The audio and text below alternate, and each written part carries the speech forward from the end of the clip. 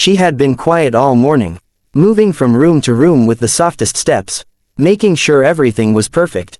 Even when her heart felt heavy, the mansion was bright and beautiful, full of laughter from guests, and yet, she felt invisible, like a shadow moving through someone else's life. She had spent years here, cleaning, cooking, serving, always polite, always silent, never asking for more than what was given.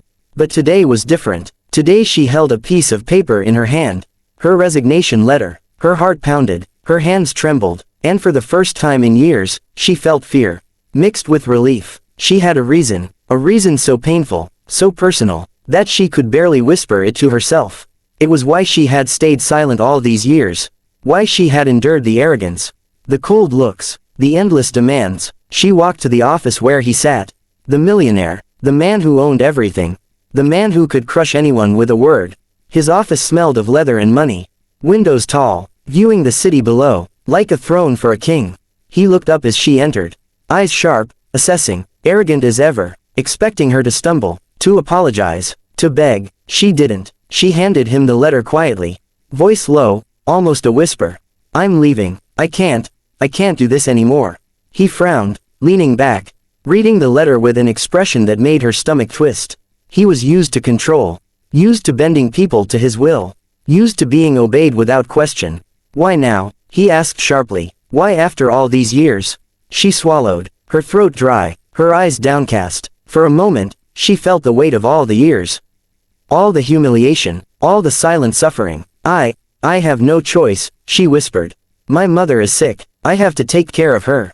I cannot stay here any longer." He paused. Something flickered in his eyes.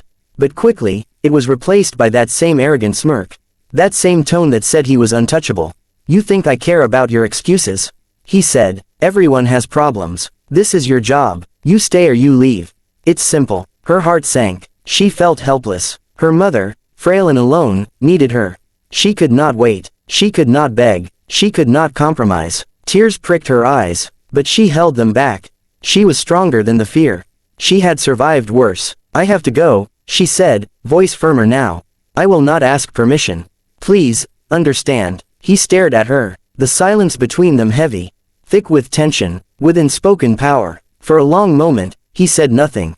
Then he stood, walked around the desk, towering over her, yet something in his expression softened. "You're leaving because of her?" he asked quietly. "Your mother?" She nodded, barely able to breathe. "Yes, she's all I have." He looked down, then out the window. The city stretched below, but somehow, in that moment, it didn't matter. "Why didn't you tell me sooner?" he asked. She shook her head. "I was afraid you would stop me. Or worse, fire me." He studied her face, the bravery hidden behind her quiet demeanor, the strength it had taken just to say those words. And something shifted. He took a deep breath, leaned back slightly. "You don't have to leave," he said. "Not yet, not if you don't want to." She blinked, confused. "Pardon, I'll handle things here," he said. "I'll make sure you can go. Your job, it's safe. Your place, it's yours." Hope flickered in her chest, warm and fragile, like the first sun after a long, stormy night. She wanted to protest, to say she could manage, but she felt her tears spill freely now. Because finally, someone understood.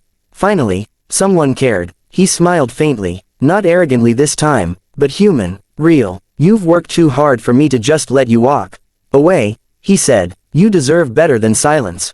Better than fear. Go home to her. Take care of your mother. I'll make sure nothing here touches you." She felt patience lift from her chest, like a burden being removed. And for the first time, she allowed herself to breathe freely. "I thank you," she whispered, her voice small, but steady. "You've earned it," he said. "And when you return, you'll find respect, not demands, not fear." The mansion suddenly felt different, less oppressive, more human. Her resignation was still there, but it didn't matter anymore. Because sometimes justice doesn't shout. Sometimes it waits quietly, and then, in one unexpected moment, it changes everything. She left the office, her heart lighter, her steps surer, carrying relief, love, and hope with her. Her mother would be okay. And when she returned, everything could be different, everything could finally be right. And the millionaire, watching her go, felt a quiet respect for the maid who had been silent for so long, stronger than he had ever imagined. It was a victory, not loud or public, but perfect all the same, the kind that healed quietly, without applause, without recognition, just justice, finally, served.